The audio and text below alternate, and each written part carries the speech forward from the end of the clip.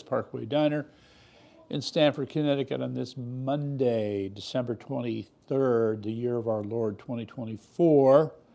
And of course, it being the 23rd, I want to remind everybody, Merry Christmas and Happy Hanukkah. Kwanzaa, not so much. But yeah, so a Merry Christmas and a Happy Hanukkah.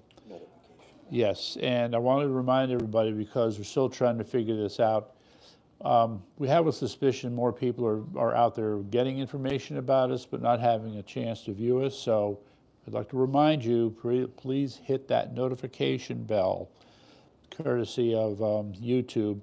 And just as a quick side note, the $775 million that Tether, mastermind of stablecoin, gave to Rumble to expand their operations, I can assure you Rumble is very excited, and their stock price has already taken off like crazy. So it's going to be an interesting day in the world of social media. Yep. All right. So there are two quick items I didn't want to cover tonight, but I do need to mention them. First, we have the embarrassment for the Republicans, especially Speaker of the House Johnson. Where did that representative go? That's right. You lost track of her for 6 months. How can you not know where one of the members of Congress is for 6 months? This is embarrassing, all right? We're awaiting an explanation, and not to mention the sad fact that she seems to be suffering from dementia or some form of memory loss. All of this problematic for a party with a very thin lead. Okay, then I need to mention also this unfortunate woman who was burned to death in the New York City subway system. This, aside from the bad things that happened to her, this once again underscores the handiwork of Alvin Bragg by allowing people like this to go out on the streets because you're so compassionate for criminals and give little thought to the people who become the future victims. Case in point. Anyway, calls to action. Yankee T News. Like, subscribe, check it out, tell your friends. And yes, that's right, we would like to remind you that we are very interested in the activities of Connecticut's Attorney General William Tong. It is Tell Tong time, so here we go. So you'll notice there is an ostrich. Yes, the ostrich is a very good metaphor for the guy who continues to duck and dodge when it comes to what he's doing with respect to illegal aliens. So, as the leading ostrich, he is too afraid to see and too weak to act. Our other call to action, which is still taking shape, as I told you last week, is that we're going to start focusing on Tina Peters, the former Secretary of State for Colorado, who's been put in jail for 9 years for telling the truth about election fraud. Of course, you have the media trying to just make it seem like she's a nut, doesn't know what she's talking about, making stuff up, insulting people, etc.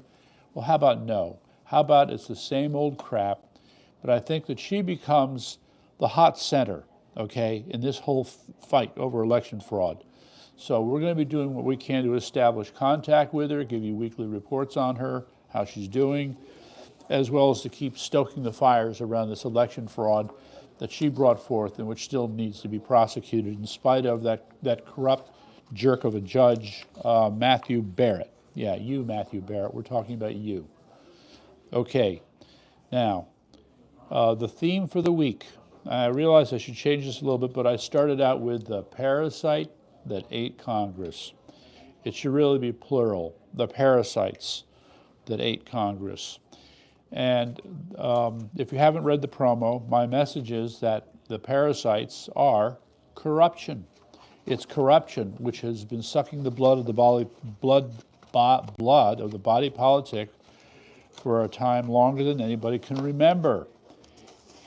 And now at least we're waking up to it. The MAGA movement has really put more of a focus on it. We've been aware of these things for a long time anyway, but now the focus is becoming more intensified, and especially since what happened with the budget bill. So the other part I want to emphasize is that Raheem Kassam, who publishes the National Pulse, was at the AmFest in Arizona last week, and he made a very simple point. we need to put more attention on the lobbyists and others who actually get to write the language for the bills. I mean, we should be shocked at this. This is disgusting. You know, you pay up your money, now you get to write some congressional legislation. You're doing the work of the legislator. So talk about pay to play. So yes, that needs to be brought to light. Now the other problem here is, of course, given the evolution of things that have happened just in the last 4 or 5 days, the other concept here is that Mr. Johnson and the others have made sure to create the illusion that something has changed. CNN and MSNBC have been more than happy to join in, but we are not fooled, okay? We are not fooled, and we are fed up. There are going to be some changes. I think part of the issue here is that we Americans still need a more effective system for putting pressure on Congress. We've gotten better at it, but I think we have to improve even more. Now, another point that has to be made is that, let me just add also that now the movement, MAHA, Make America Healthy Again, also serves as a metaphor for the health of the political body in America, and it's not good. One could argue that our political health is worse than our medical health. So the sense that a time for healing is upon us should be pretty clear to people. Now, the next part here, when we look at this and we see how bad it is, I mean, what's the conclusion? I mean, you look at how much corruption there is in so many different places, in so many ways. What are we talking about? And I can tell you that I and others feel the need to, quote, start over. Well, what does start over in this case mean? So if you've been a fan of Stephen Bannon, you know the talk is about deconstructing the administrative state. That would constitute a form of starting over. But we know that the Democrats, the liberals, are going to do everything they can to fight it. Now, let me just read this part here. The astonishing number of people who voted Democrat after the border crisis, the fentanyl deaths, the child trafficking, the drug gangs, the inflation, and the horrible mistakes that have been made overseas just shows how much work remains. We can sit here and talk about starting over, but I have to make the painful reminder. In terms of the popular vote, President Trump won by 1%. Okay? He may have won convincingly with the electoral vote, the electoral college, but 1% on the popular vote. That is too close. That is too many people who don't get it. Why do they not react or respond to these things? All right. So that point made. The other part here I just need to rub in, which is others have rubbed in. This is just the beginning of the battle, right? He hasn't even taken his oath of office yet, and now we still have problems, even with our own party, about things like spending. It's just, it's appalling. Anyway, so there's that part. Now, the two projects I'm going to cover tonight are about what would now be called the Turkey-Syria-Israel triangle, all right? The geopolitical tides are shifting in such a way that we can see that Syria becomes the battleground, for lack of a better term, with Turkey and Syria as the main players, okay? Russia, who knows what's going to happen to them. Right now, President Trump is saying, yep, we don't have any skin in the game when it comes to Syria, but I have a feeling we're going to be back there. And by the way, how embarrassing is it when the Department of Defense has to say, wait, yeah, it wasn't 900 soldiers in Syria, it's more like 2,000. And you didn't know this. How is it that you found it out now and you didn't know it earlier? You know, these are examples of things where deconstructing the administrative state is a matter of serious business. But I would really just like, if you could bear with me, I want to spend some time on Syria because it really is important. Now, I want to remind you from last week, there was a list of things that I mentioned, so I just want to review those. That Turkey's the big winner. Germany wants to throw the Syrians out in their country. The new boss is getting ready to persecute Christians. The Syrian Druses want to affiliate with Israel. Americans supposedly retook a Russian base, but there's still other places where the Russians may be operating in Syria. Israel takes more Syrian territory. UK is sending terrorists money, that will be into Syria. And, oh, that's right, I love that one. You had the Uyghur Islamists warning China they're coming for them. So I don't know how you spell Vietnam, but I spell it U-I-G-U-H-U-R, Uyghur, right? That's how I spell Vietnam. And then making sure that ISIS, the new government, in Syria, doesn't get any of the Russians' munitions. So there was that rather large explosion last week. Okay, so this is a summary of things that have just developed in the last few weeks. That's a lot. Okay, and this is in spite of the fact, by the way, ladies and gentlemen, when we talk about Syria, the term is RUMP state, meaning not much of a state. And when you look at the map, you can make a case for that point.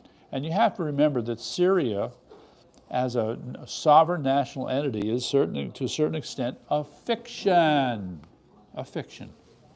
Well, what's going on here? So I did a quick read on the history of Syria. Oh my God, what a mess.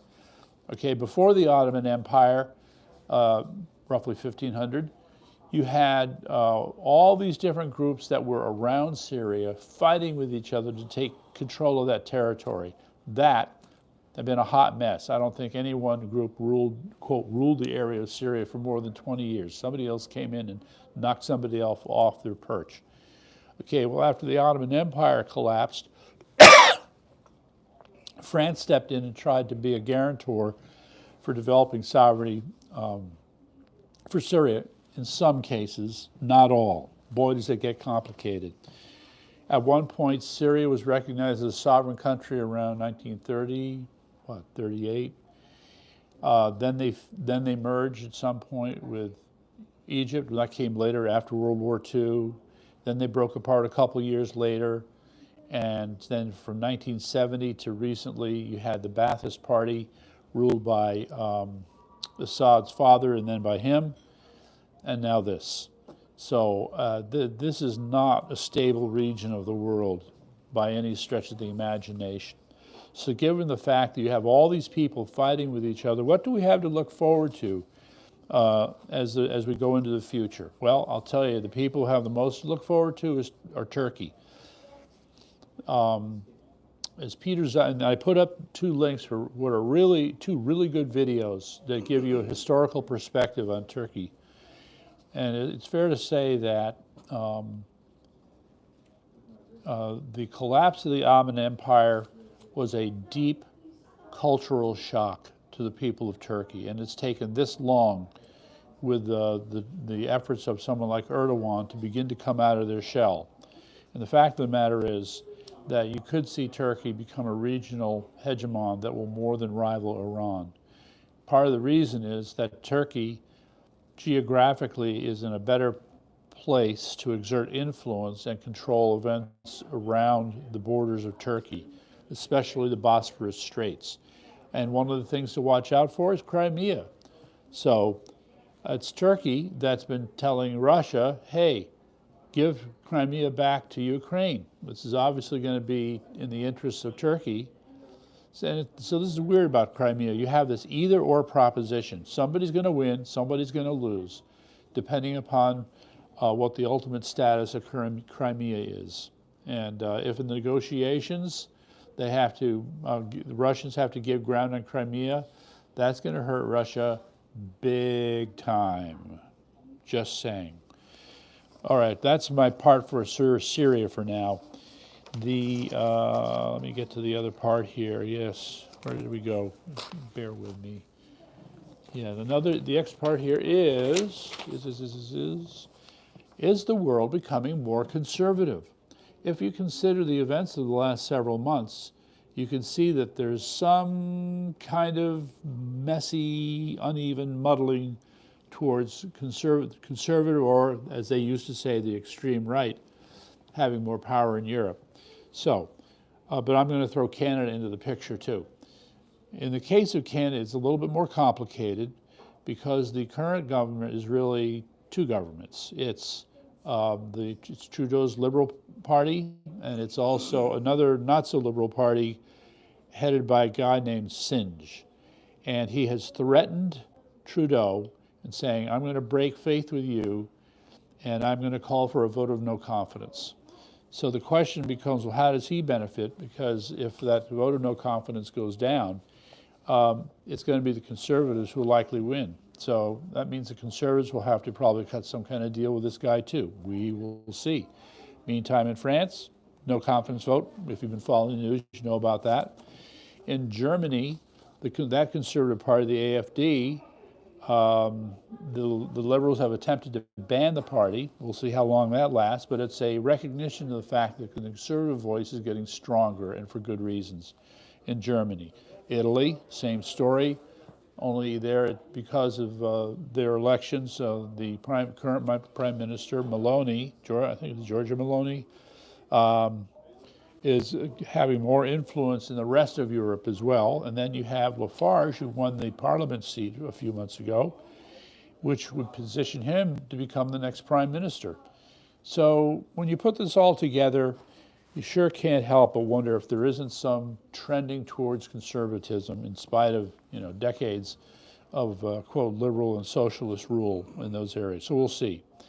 Anyway, if nothing else, President-elect Trump certainly can be colorful. So he realized, hey, let's start the conversation about Greenland. Who would ever have thought that Greenland could ever become the 51st state? That's wild. Well, he hasn't said it in so many words, but the idea is, yeah, we should think about acquiring Greenland. Not only we have economic interest, but national security interests. And I would say that given Russia's plans to have a stronger presence in the Arctic region, I could only agree. And meantime, the arguments over taking the Panama Canal. I have some agreement and some disagreement on this idea. The way he's setting it up, I'm not convinced entirely, I'll just tell you. Panama but could become a state too. What could? Panama. Well, yeah, it gets wild. It gets wild.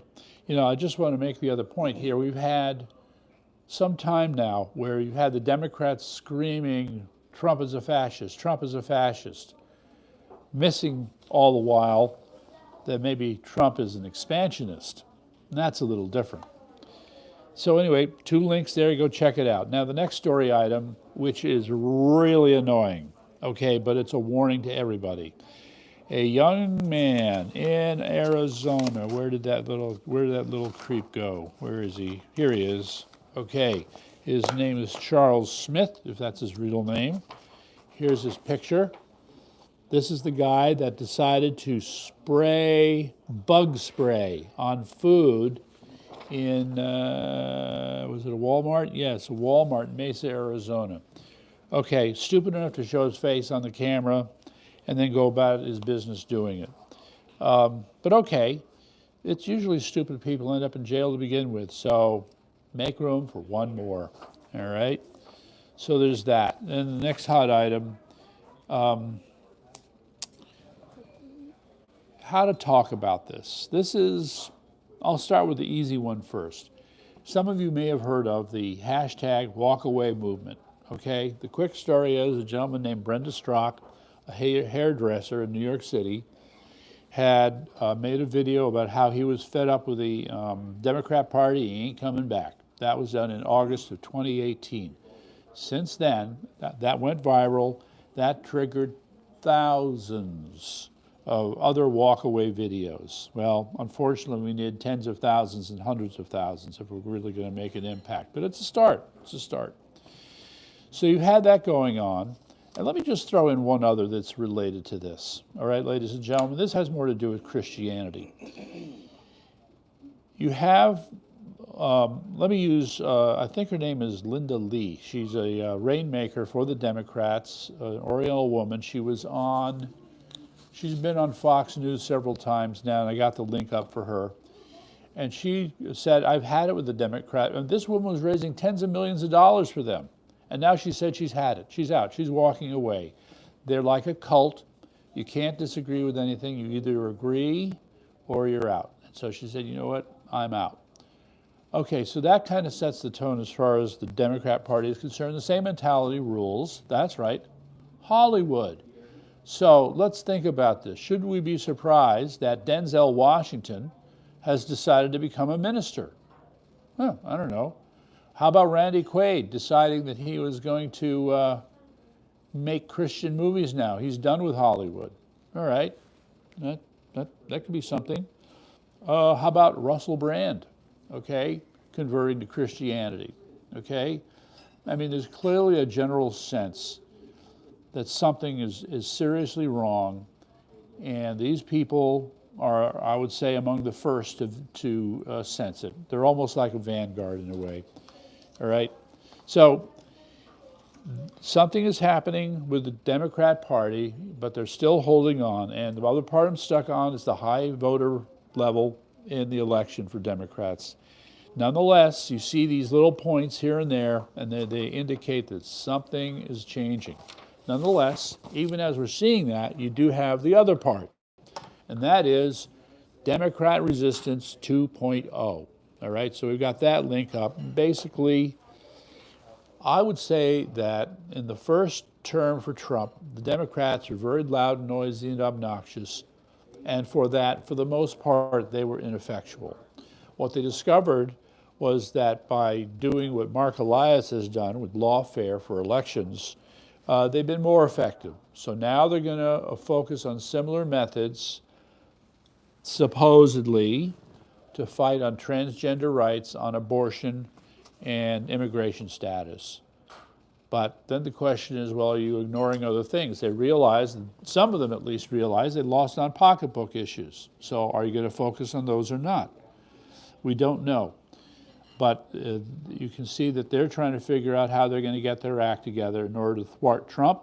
And I can assure you that we are going to study them so we can thwart them. Just a thought. All right, the last thing I want to bring up is Tina Peters. Again, I want to remind you that she has been unjustly imprisoned because of the work she has done to expose election fraud in the state of Colorado. And so I've sent out my first note to try and establish some form of contact. I will continue to do that, and hopefully we'll reach a point where we can report to you on a weekly basis how she's doing and what's happening, as well as review all the things that she's presented, which Judge Matthew Barrett just could not look at. So on that happy note, I'll see you next week.